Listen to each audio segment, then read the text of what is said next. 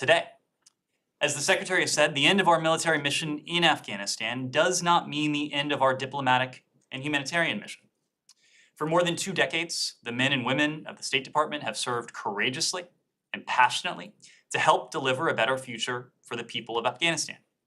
Our diplomats did their duty in dangerous conditions during those 2 decades, with some paying the ultimate price in service to their country and that mission. They served through the withdrawal, facilitating the evacuation of over 120,000 people a year ago. They have continued to work tirelessly ever since.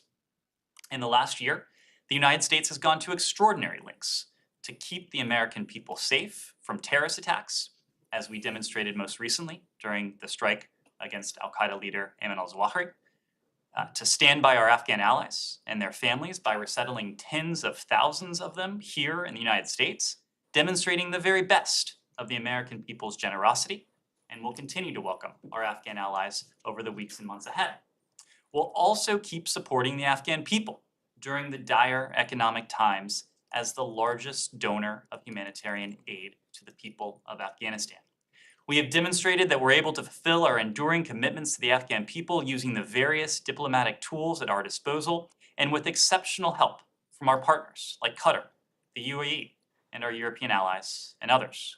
We are grateful for that support. And of course, the international community will continue to expect that the Taliban meet the commitments they have made to the Afghan people in key areas. We are doing all of this as we continue to urgently seek the release of Mark Frerichs. We can take on all of these challenges without putting our service members at risk in an open-ended military commitment. The same is true for our partners, including NATO, which is now more purposeful than ever in the face of Russian aggression against Ukraine. As a result, we are able to focus our resources to face new global challenges, confronting Russian aggression, managing the competition with the PRC, addressing shared challenges like COVID-19 and climate change, and seizing opportunities in the Indo-Pacific, among other regions. For the first time in nearly 20 years, our forces are not in harm's way in Afghanistan, and we are fully focused on the challenges and opportunities that define the 21st century. With that. Okay, thanks, Ned. Welcome back. I do have a couple on Afghanistan, but I'll go to those after other people ask about it. I'm sure they will. I want to start with Iran. Sure. I know that you haven't seen the Iranian response yet to, no one has, at least unless it's come out in the last 5 minutes, to the EU text. But the foreign minister gave a pretty detailed presentation of what we can expect to see in it. One of the things he said is that the Iranians want a guarantee that on transition day, which according to the JCPOA would be next November, like 2023, that all of the statutory sanctions will be lifted. That would require congressional action. Is the administration in any kind of a position to be able to offer to make such a promise that those sanctions will be lifted? Because the administration that signed the JCPOA in the first place wasn't in a position to make that promise and said only that it would seek the repeal of those sanctions. So Matt, let me start out by saying that when it comes to the Iranian response, I'd refer you to the EU. When it comes to a response from the EU, I'd refer you to the EU. When it comes to the United States, as we've said before, we will share our views on the text proposed by the High Representative directly with him. We will do that privately. We do agree, however, with his fundamental point, and that is that what could be negotiated has been negotiated. And that is why the High Representative took it upon himself to propose a text that is substantially based on the March proposal that has been in play for some time. Let me also take a step back and answer your question this way. President Biden, for our part and for his part, has provided clear instructions to the team. We will not allow Iran to acquire a nuclear weapon. We will use all tools available to deter, to contain, and otherwise counter dangerous Iranian activities in the region, and in some cases, well beyond, not the least of which, as we've all been discussing in recent days, is the plotting against former U.S. officials and other potential threats to American citizens. We continue to believe that diplomacy is by far the best, the most effective means by which to constrain verifiably and permanently Iran's nuclear program. And we've taken a principled and very deliberate approach over the course of the past 15 or 16 months or so with the remaining JCPOA participants. If Iran is prepared for a mutual return to compliance with the JCPOA, so are we. We have made that abundantly clear since the outset. If Iran, and this gets to your question, cannot or will not accept a mutual return to the full implementation of the JCPOA, we are equally prepared to continue the vigorous enforcement of our sanctions and the imposition of other diplomatic pressure. We will do that with the unity that we have been able to restore over the course of the past 18 months or so with our European allies, with other partners around the world, and with the broad international consensus we've managed to forge regarding the need to deal with Iran's nuclear provocations. I made this point just a moment ago, but it has been clear since March what a mutual return to compliance with the JCPOA would look like. There has been in recent days some highly inaccurate reporting about sanctions related to the IRGC, as well as sanctions related to Iran's nuclear program, including as well as the IAEA's probe into outstanding safeguards issues related to Iran's nuclear program. So allow me to reiterate the point that we have made now consistently for several months. The only way to achieve a mutual return to compliance with the JCPOA is for Iran to drop further unacceptable demands that go beyond the scope of the JCPOA. We have long called these demands extraneous. They have no place in Vienna.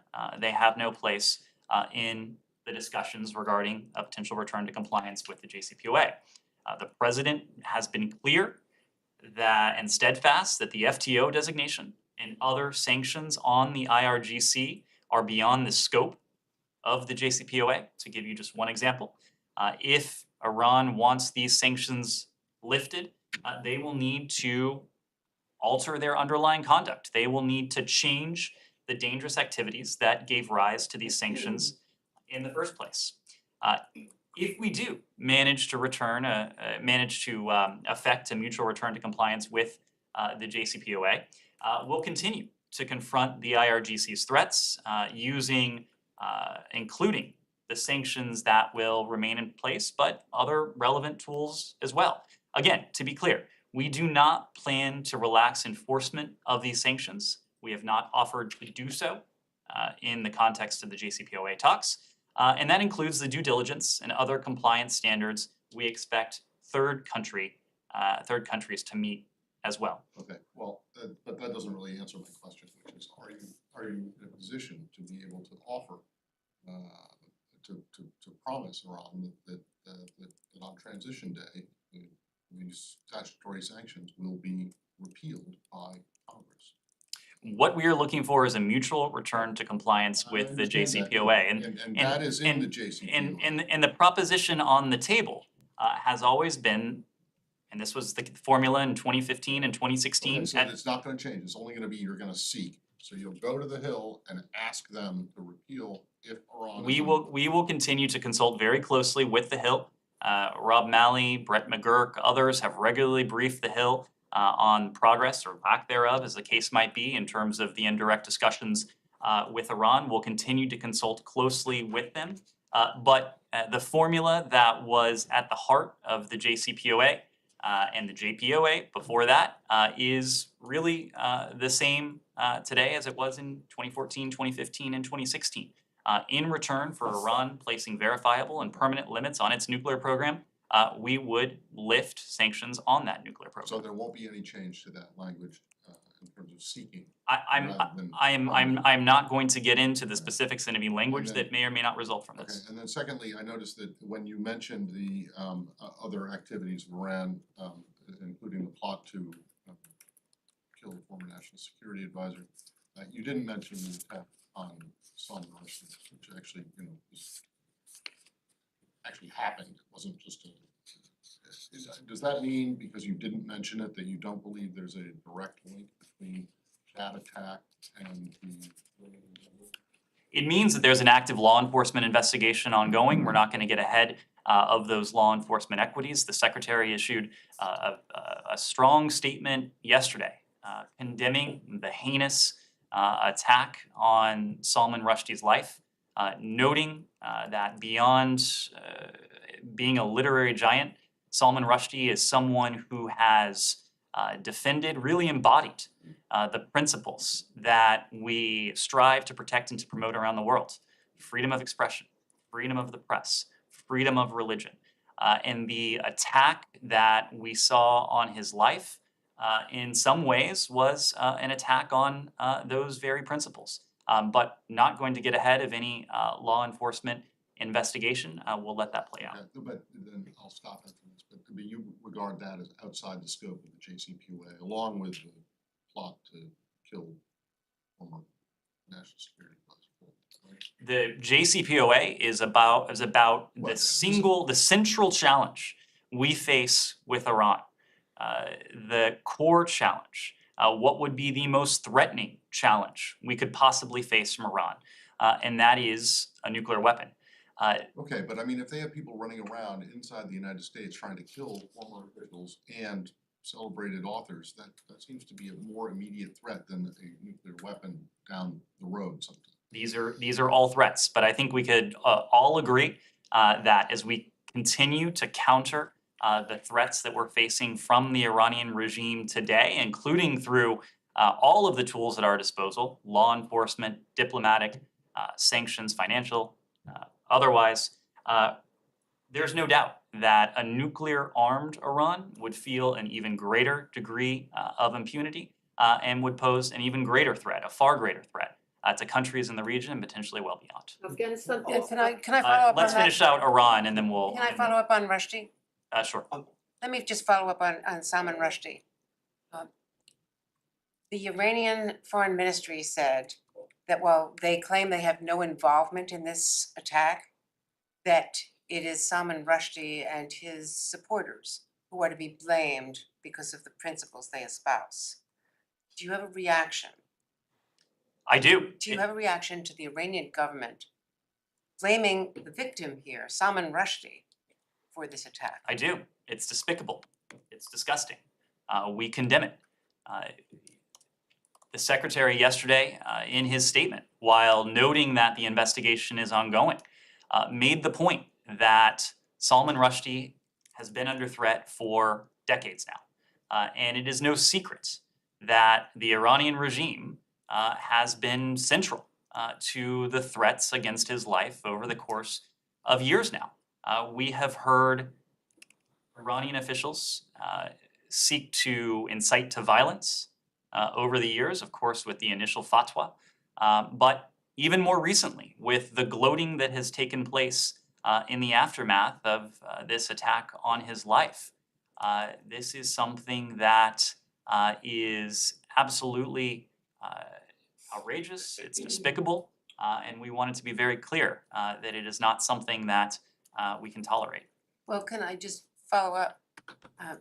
While this, more broadly, while this may well be a lone actor, what is the concern about others being supported, incited, encouraged by the rhetoric that comes out of Tehran?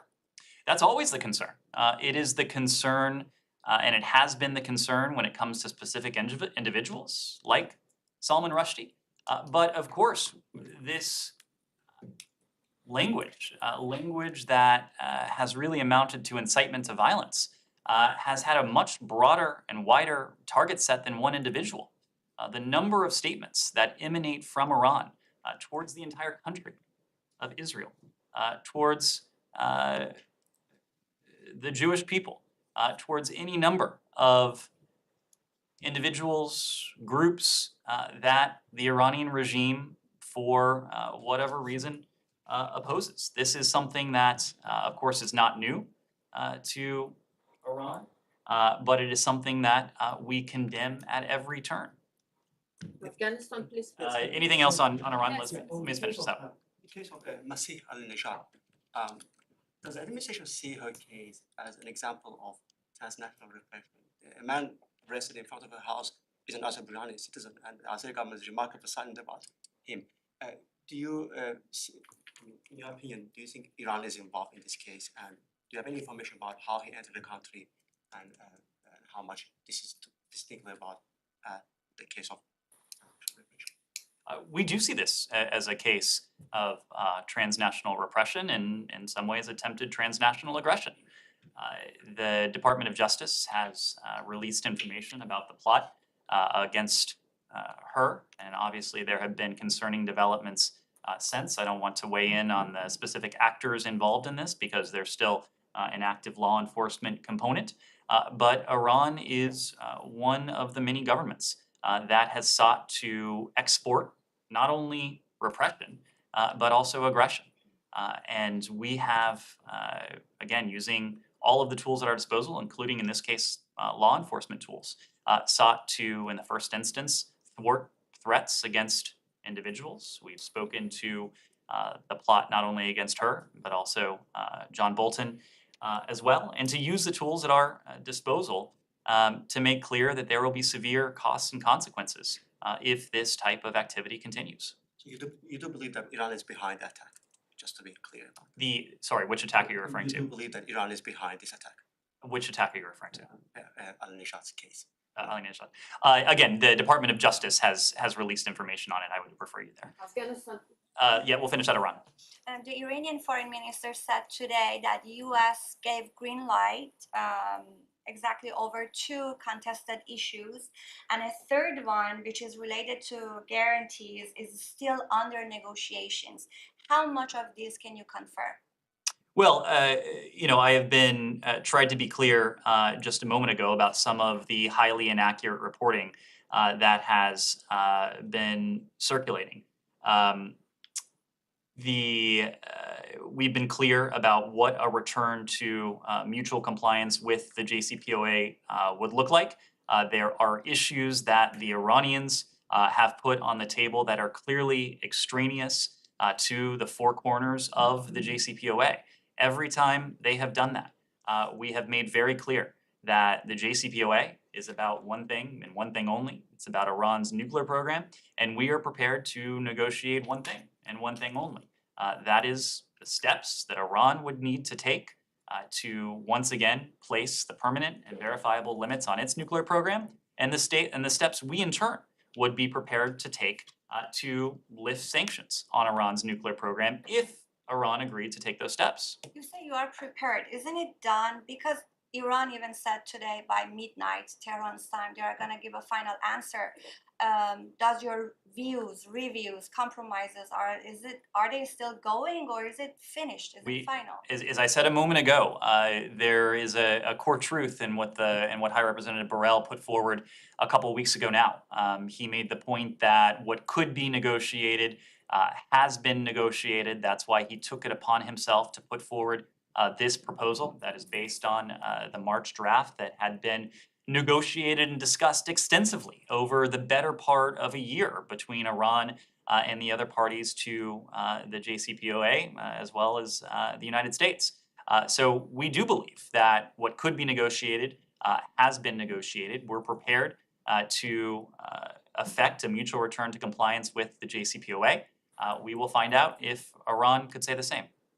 Staying on Iran, okay. Yeah, just to come back to what you said earlier, Sure. the private your response that's going to be communicated privately to the EU. Is there a timeline for that? Have they given you a specific deadline that you need to get back on? And obviously, if that's going to be communicated privately, but are you able to tell us, to characterize what the response is?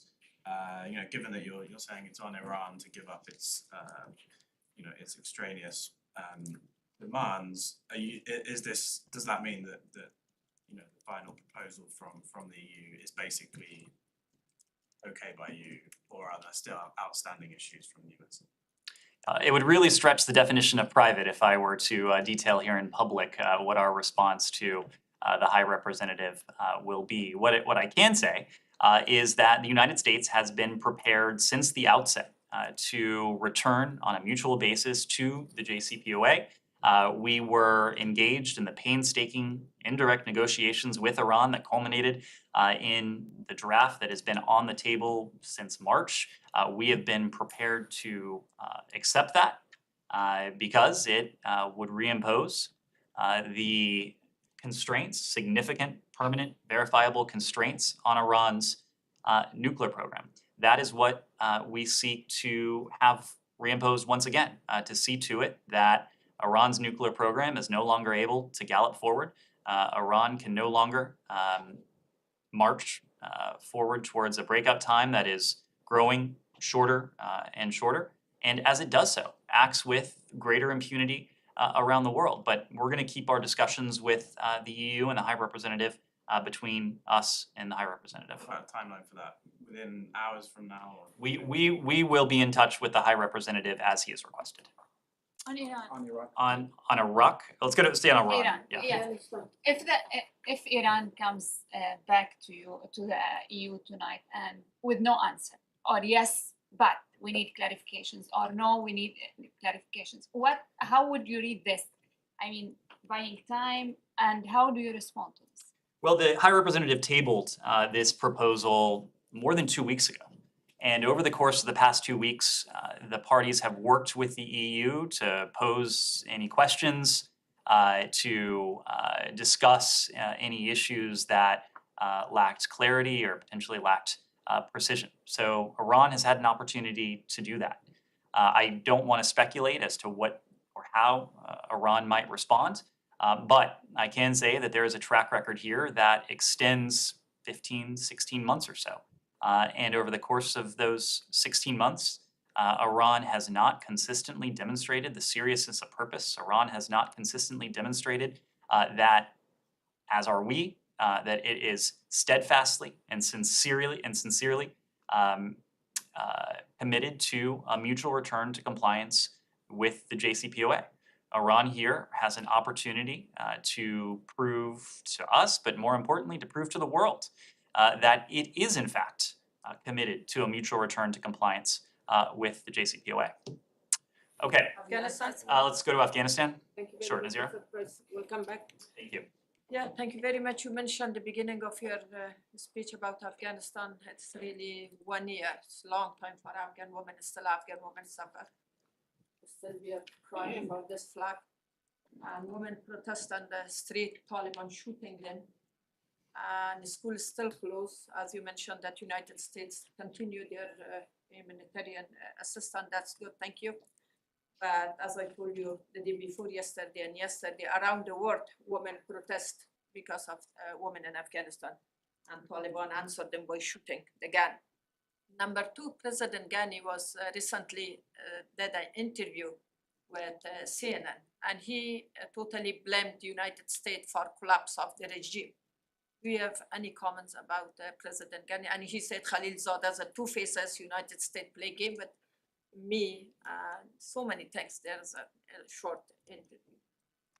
On your first question, there are a number of priorities, a number of enduring commitments we have to the people of Afghanistan. At the top of that list is to use every tool that we have appropriate to see to it that the Taliban lives up to the commitments that it has made publicly, that it has made privately, but most importantly, the commitments that the Taliban has made to its own people, to all of the Afghan people. And when we say all of the Afghan people, we mean all. We mean Afghanistan's women, its girls, its religious minorities, its ethnic minorities. The Taliban has made these commitments The Taliban, of course, has not lived up to these commitments. We have taken every opportunity we have in direct engagement with the Taliban, in working with our partners and allies around the world to aggressively advocate for the rights of women and girls, as well as minority groups. Rina Amiri, our special envoy, has been focused on this task since she's been at the department. Tom West, our special representative for Afghanistan, has made this a central point in every one of his engagements, direct and indirect, with the Taliban government.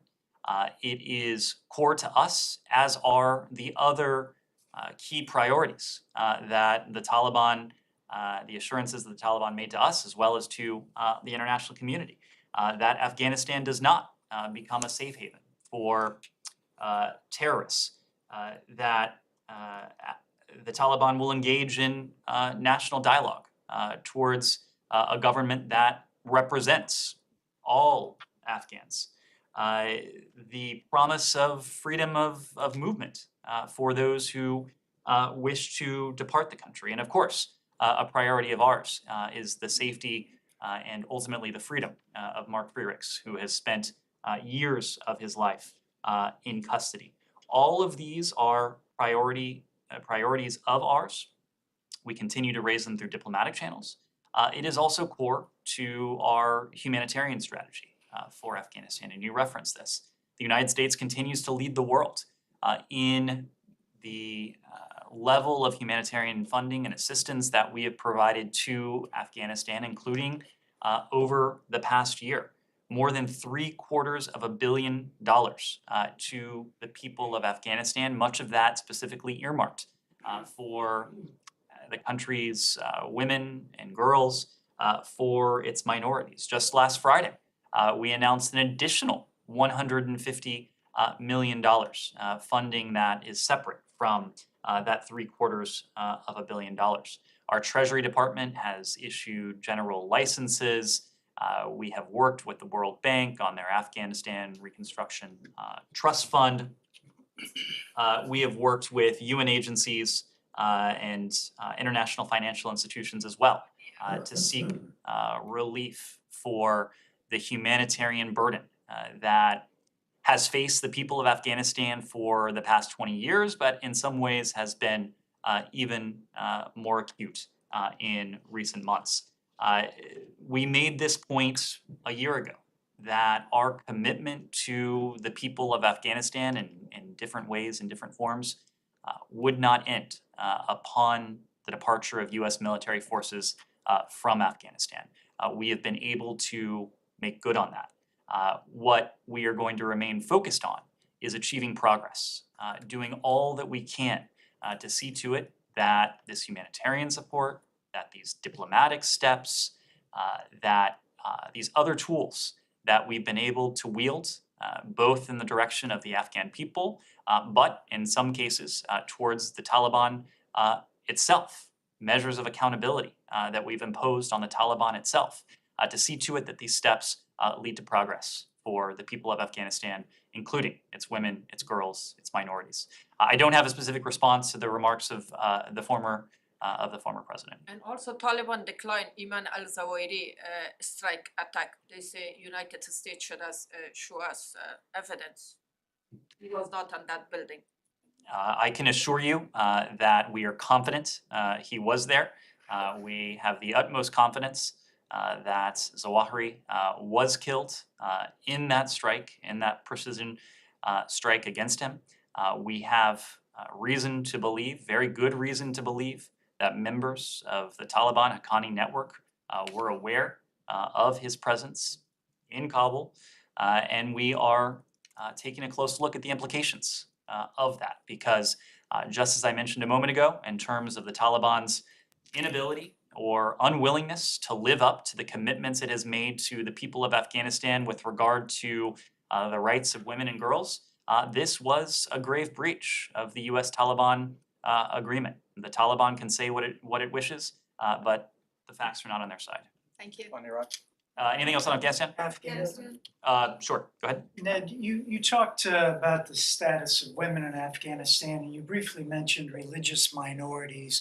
What is your assessment, though, of the plight of religious minorities in Afghanistan? Well, religious minorities in Afghanistan have faced a complex set of threats, not only from the Taliban, which has not shown the tolerance and inclusivity that they have promised privately as well as publicly, but most importantly to the Afghan people, but also from the likes of ISIS-K.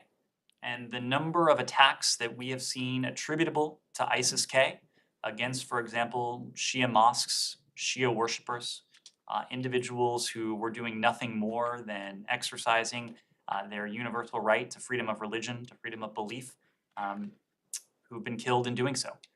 That is a testament to the threat that is faced by religious minorities in Afghanistan.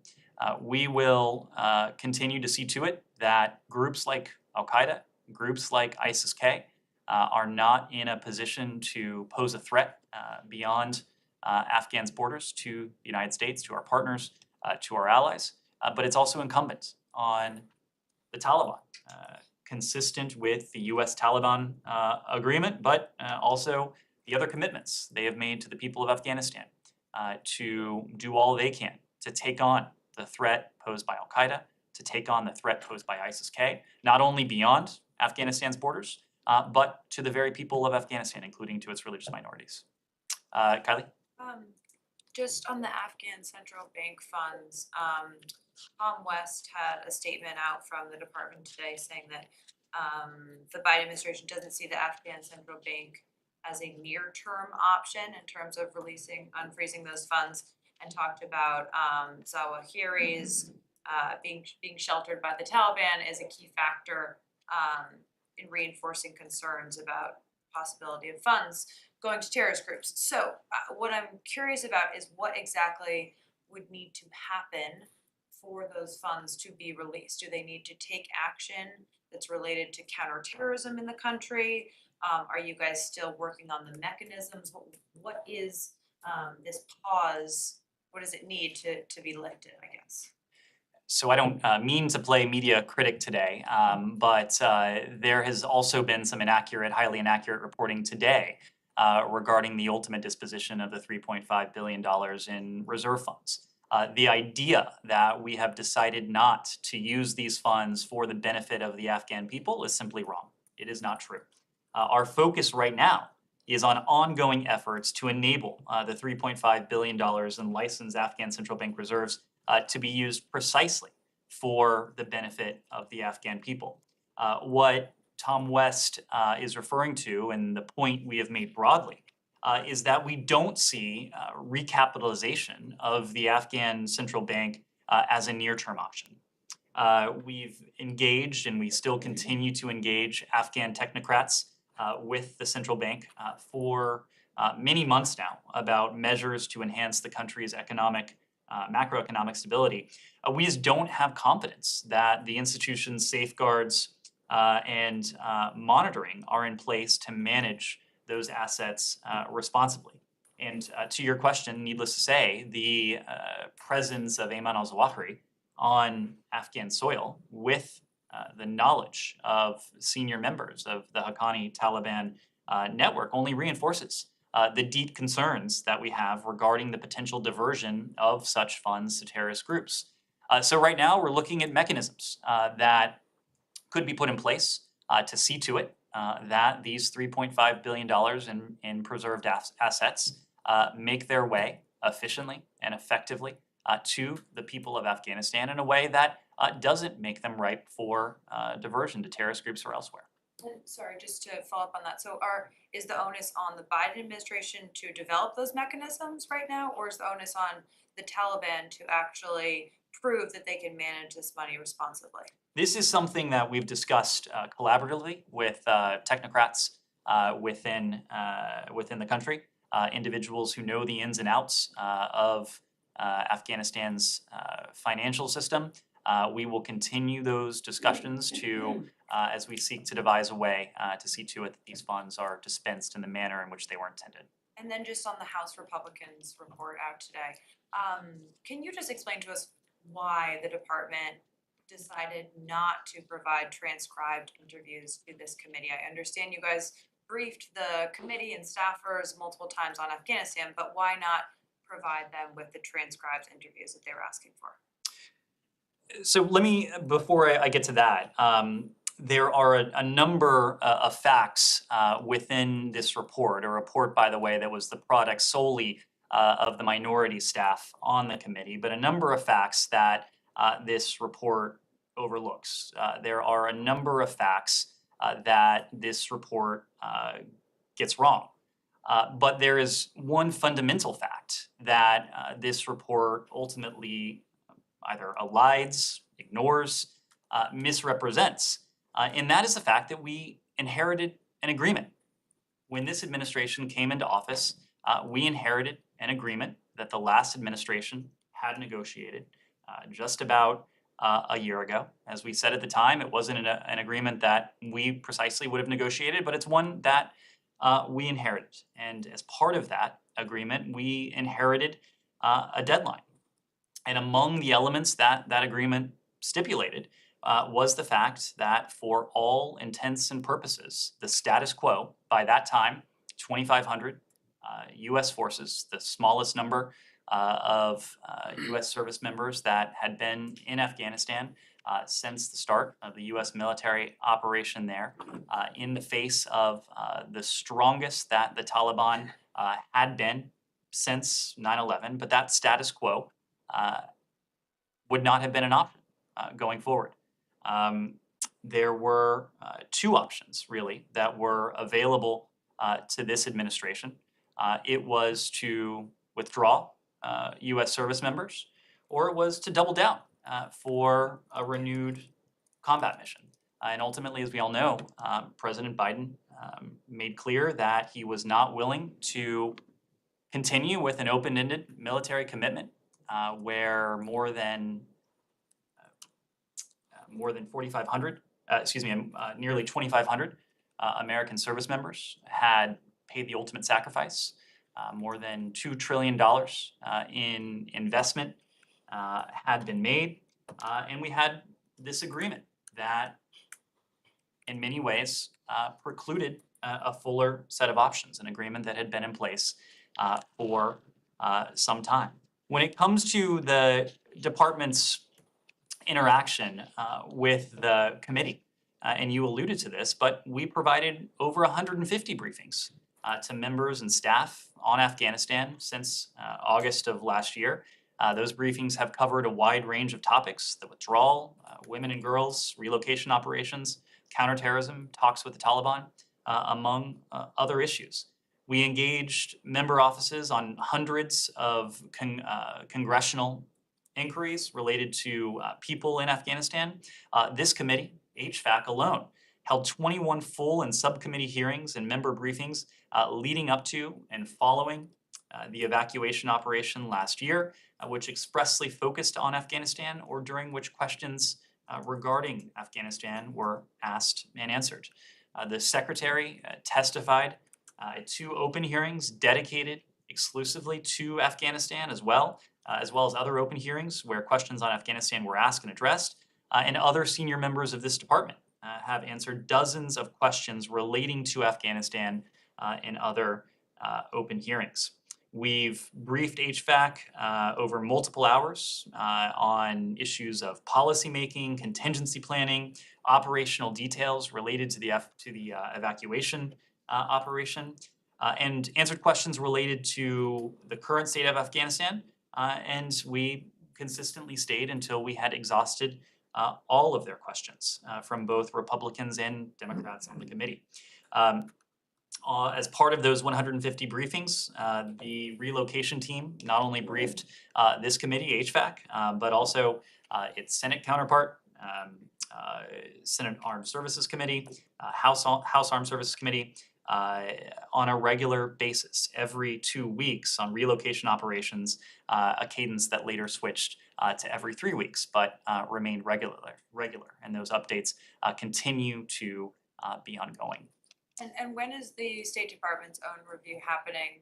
And just, you said that there are facts that are wrong in the report. Are there any facts that you would like to dispute on the record? There are a number. I'm not in a position to detail 119 pages worth, but one that comes to mind immediately beyond the sort of the central idea that the status quo, preservation of the status quo was not an option. I believe the report makes the accusation that about a quarter of the evacuees from Afghanistan, only a quarter, were women and girls.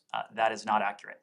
In What fact, is that percent it is over 40% of the evacuees? of the evacuees During that period of time? during that period of time. That's correct. In terms of the after-action review that the State Department has undertaken, as you know, Secretary Blinken ordered a review so that we could harvest and learn the lessons not only of the final weeks of the U.S.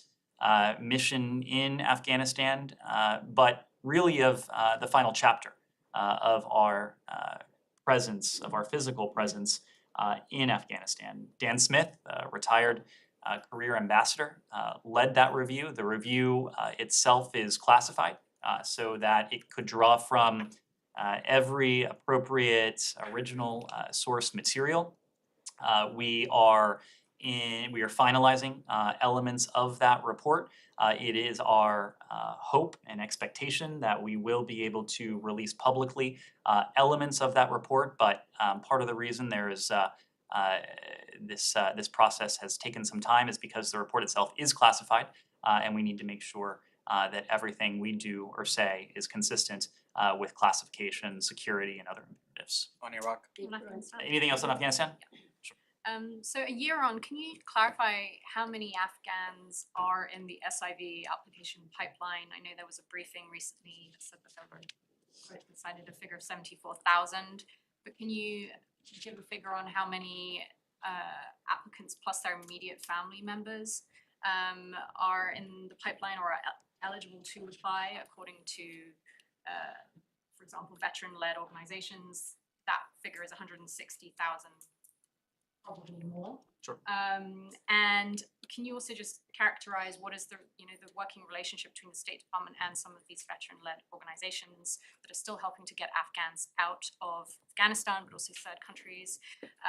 Is the State Department continuing to work with them on that, to rely on them on that? What's a fair way of characterizing that? And just quickly on the House Republicans report, one of what they say is a new finding is that only 36 US consular officers were on the ground at the airport in Kabul during the evacuation. Is that figure correct? And is that figure significant in terms of whether or not that had an effect on the process of getting Afghans and others and Americans out? Sure.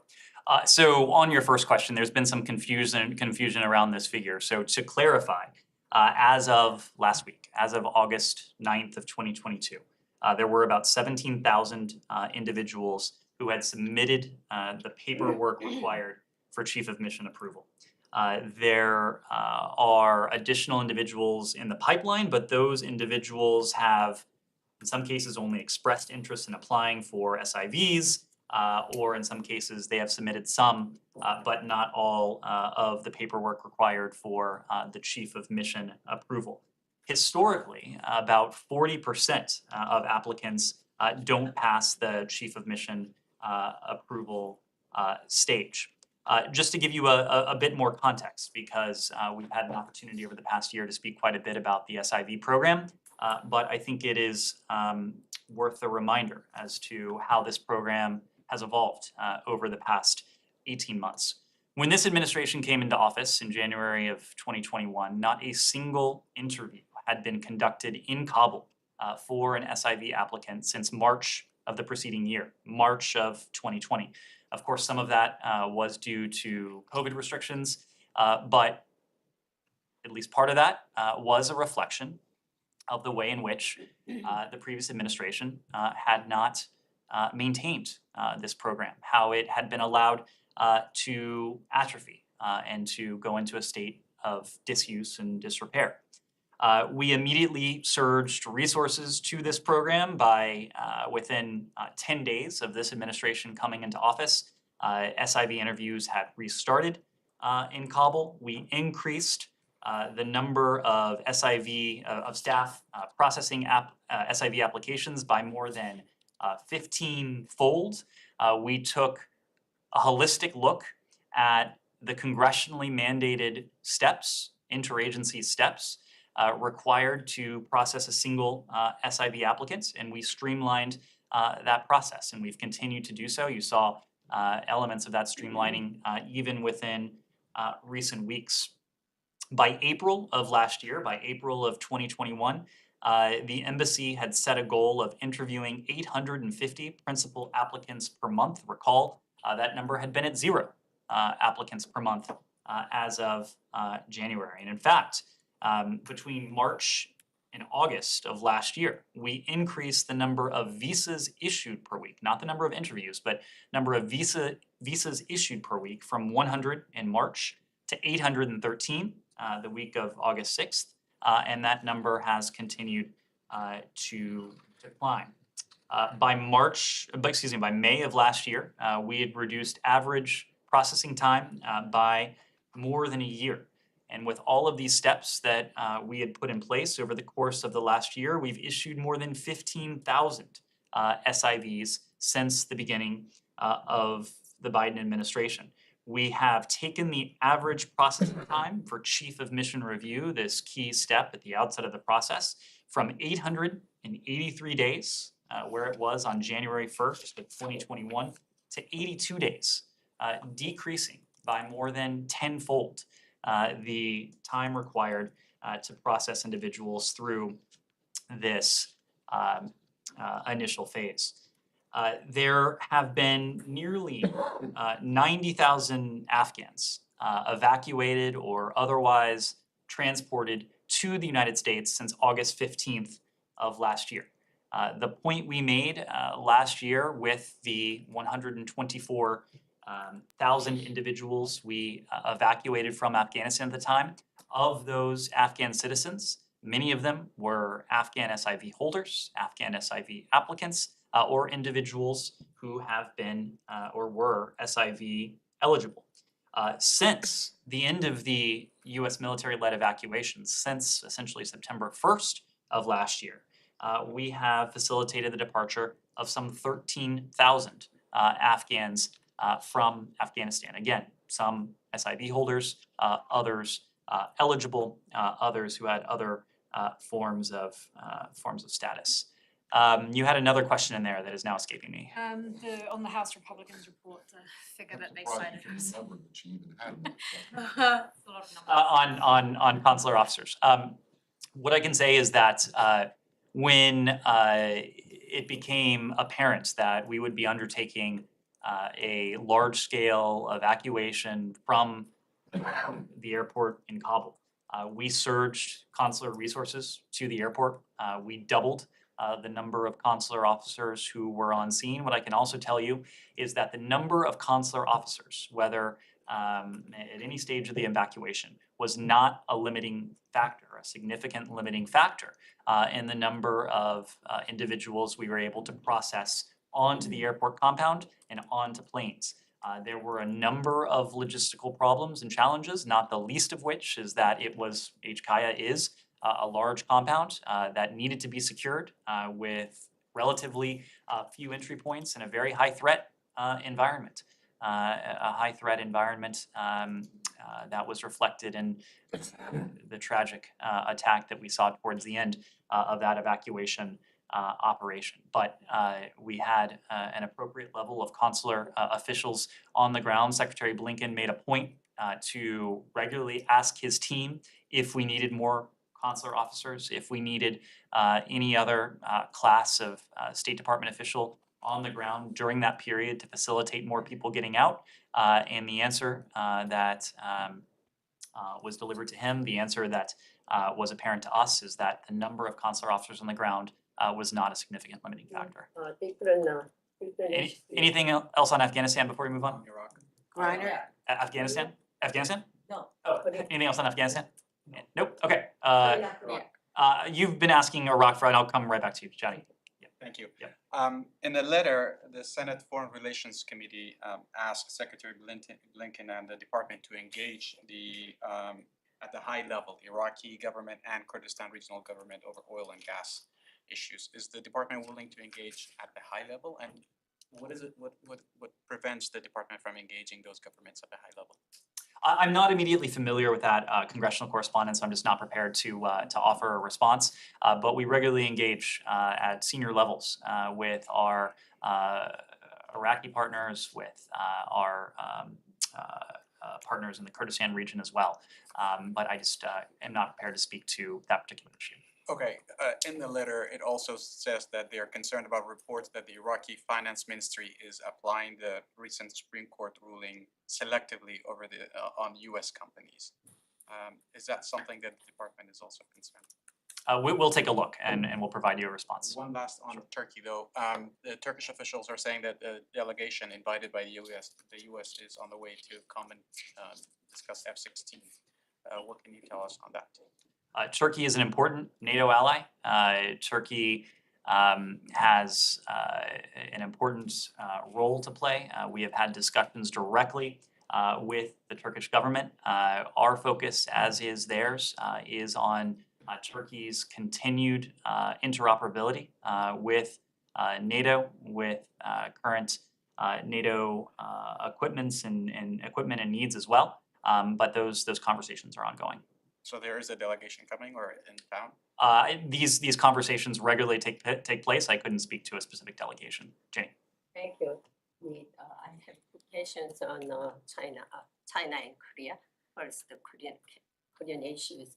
South Korean President Yoon Suk-yeol, in his congratulatory speech yesterday on August 15th, he said, if North Korea comes to denuclearization negotiations with sincerity, he will provide drastic support to North Korea.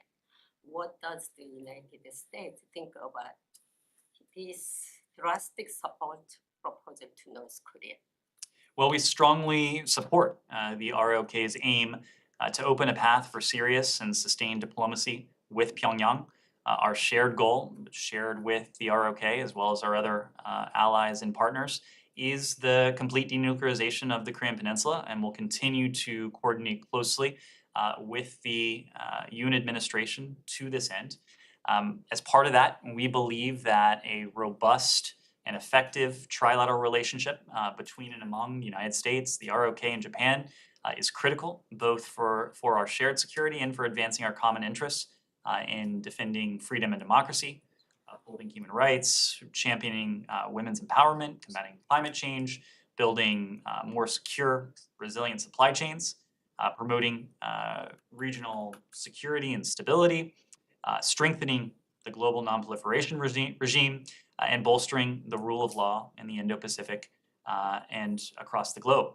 This is a relationship that, the trilateral relationship, that in many ways transcends the Indo-Pacific and has implications for our collective positioning and the free and open nature of the international system well beyond the Indo-Pacific. So we'll continue to discuss this with the Yoon administration. We'll continue to discuss this with our Japanese allies, and we'll, I suspect, continue to discuss this on a trilateral basis. Can sanctions be lifted in the early stage of negotiation with North Korea, or sanctions will be remained continuous? The United States position is the U.S. support post denuclearizations. What is the difference between them? Well, unfortunately, that question is a complete hypothetical at this point, because the DPRK has heretofore not demonstrated any indication that they are interested in diplomacy or dialogue. We have continued to make clear that for our part, for the part of some of our allies and partners, we are prepared for that dialogue and diplomacy. We believe that diplomacy provides the best means by which to fulfill that ultimate objective that you put forward, that you stated, the complete denuclearization of the Korean Peninsula. don't want to get ahead of what that diplomacy and dialogue might look like, what it might entail, because unfortunately, we're just not there yet. But we believe that diplomacy can bring practical, pragmatic steps that the United States could take, that the DPRK could take, that our allies and partners around the world could take towards that ultimate goal of the complete denuclearization of the Korean Peninsula. Lastly, on China, Chinese officer recently said that China's ultimate goal is to unify Taiwan by force. How would you comment on this?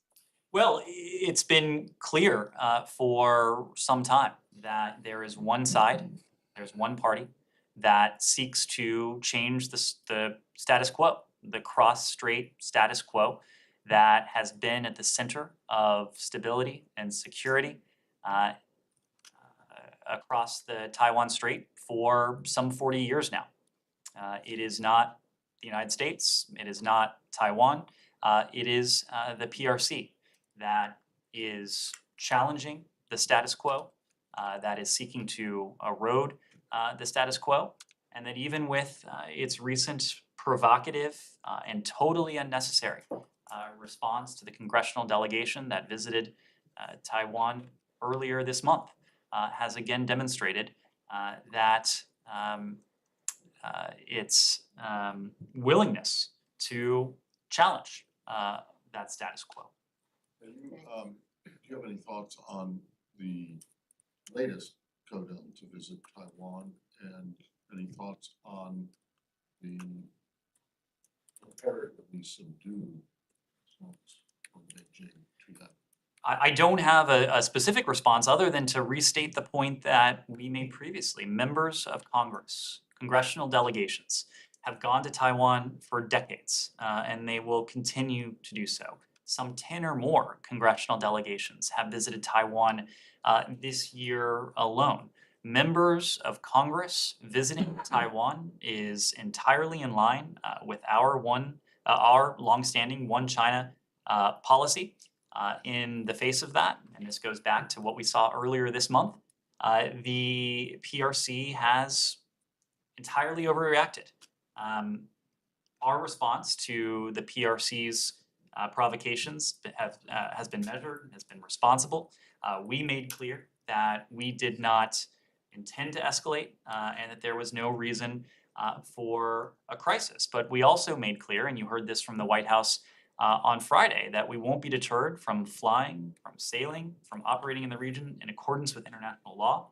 And that's why President Biden directed, as you heard on Friday, the USS Ronald Reagan to remain on station longer and announced that additional steps would be forthcoming in our support for Taiwan. But if you're willing to characterize their response to the Pelosi visit as an overreaction and provocative, how do you characterize the response to the Markey?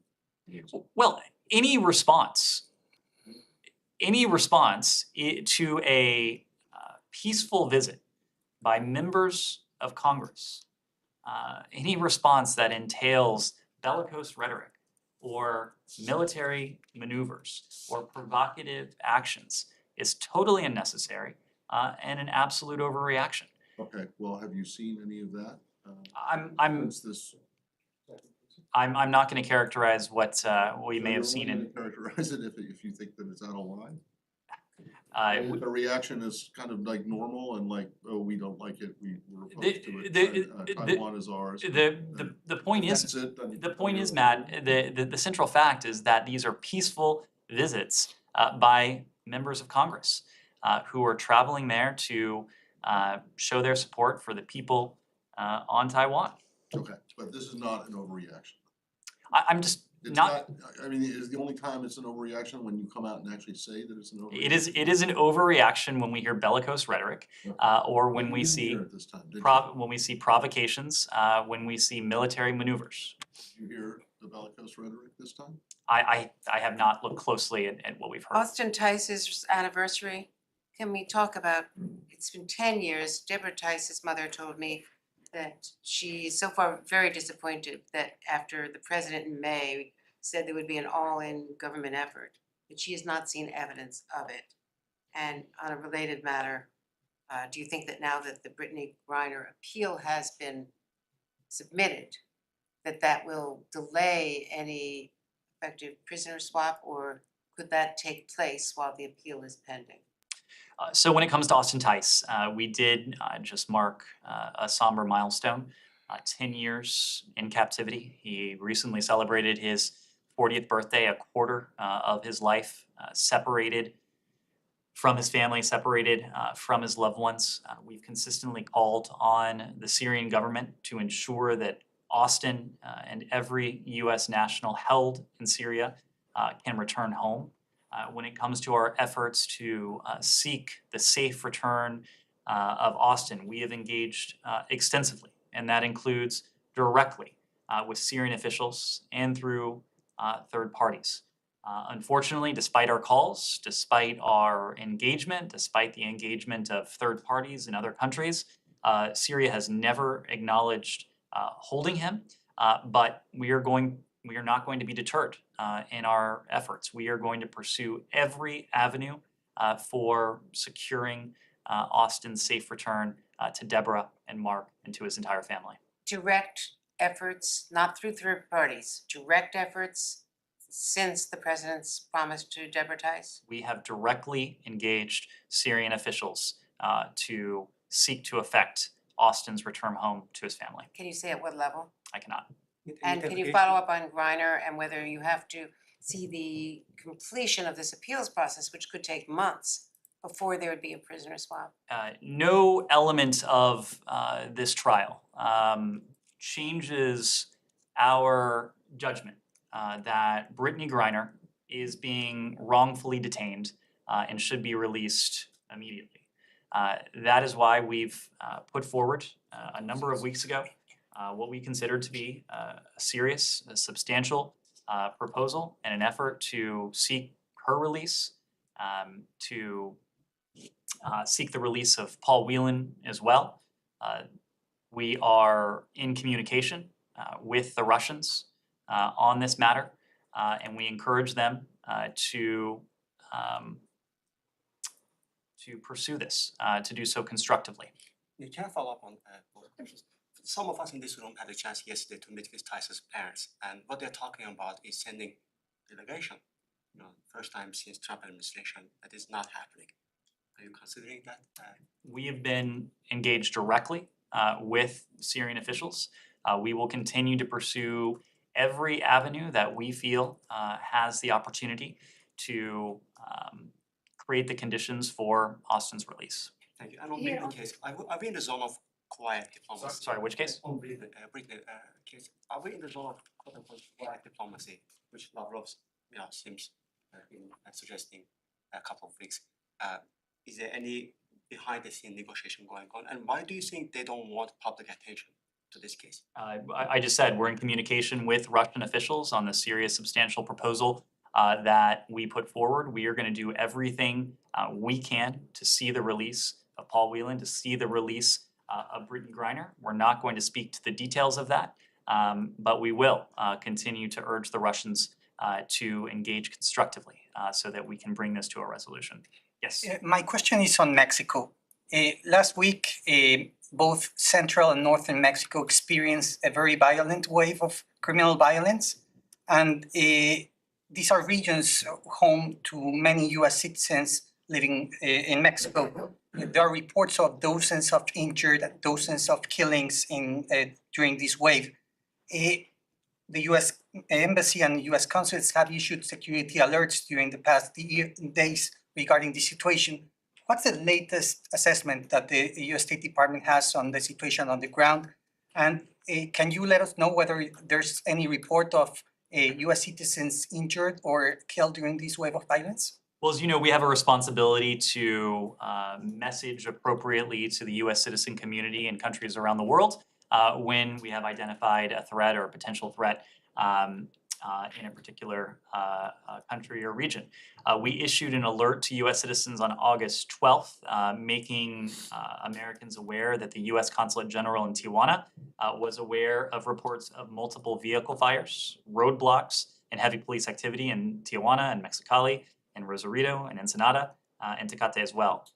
And our own employees, US government employees, were instructed to shelter in place. A couple days later, yesterday, on August 14th, the consulate issued an alert informing US citizens that the shelter-in-place instructions were no longer in effect for US government employees. And we're working very closely with Mexican law enforcement and government officials to evaluate current conditions in Baja California.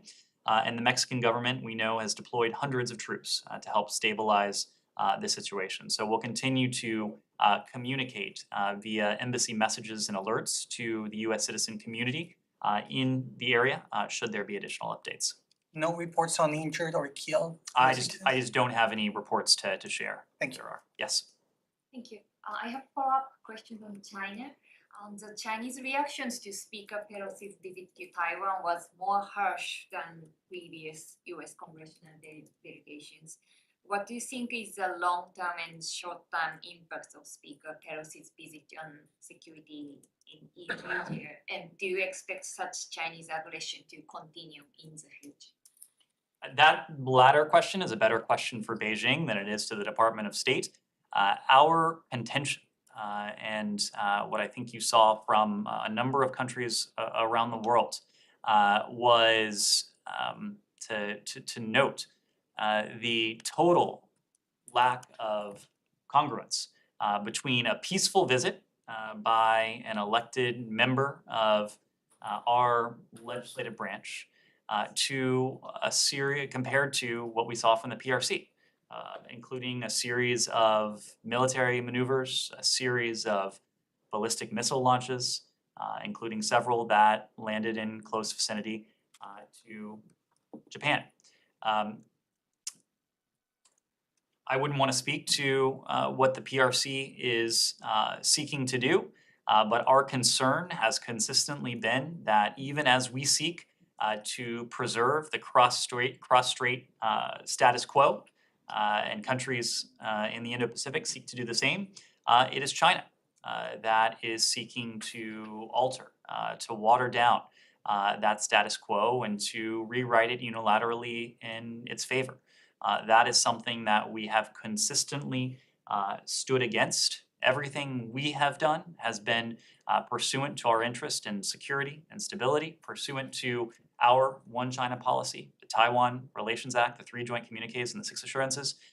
What we have seen from the PRC is deeply concerning because rather than preserve the status quo, China seeks to undermine it.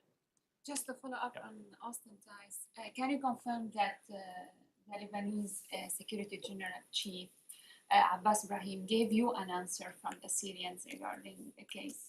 I'm just not in a position to speak to the specifics of the engagement that we've had with Syrian officials regarding Austin Tice, but we have engaged. We will pursue every opportunity to engage if we feel it has the potential to bring Austin home. Yes, last question.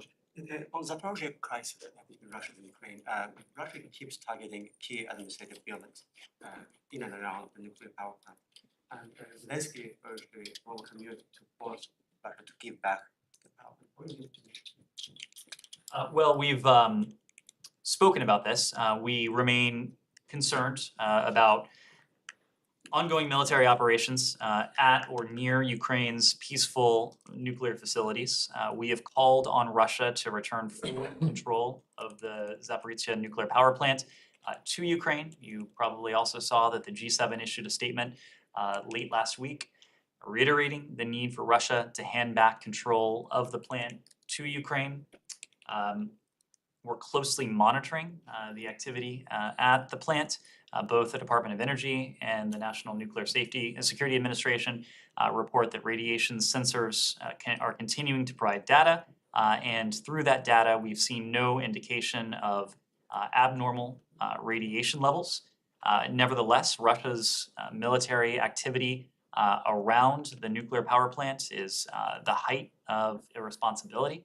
It is not what we would expect of a country that purports to be a responsible nuclear power. We believe that the fighting there is dangerous, it's irresponsible, and we do continue to urge an end to all military operations at or near Ukraine's facilities and the return of full control of those facilities to Ukraine.